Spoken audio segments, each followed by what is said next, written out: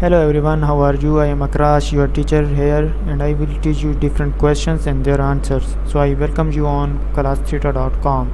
So our today's question is: a jewelry designer created an Excel sheet to list different items he sold on the previous day's sale. A1, B1, C1, and T1 contains headings, order ID, unit price, and quantity respectively. Cell A2 to A6 lists the order ID for items sold: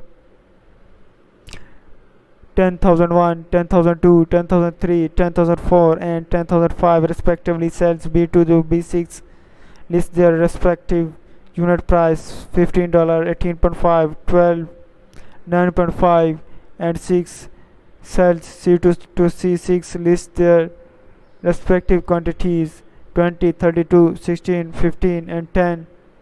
If he enters the formula in cell D1 as VLOOKUP 10,005 A1 H3 3 false, what will the formula return? And the answer to the question is 10. Thank you for watching the video. If you have any question related to this video, please post a comment below. If you have any question in your mind, you can also post on the website and I will be answering you in the next video. Thank you for engaging with us. Until next video, bye bye.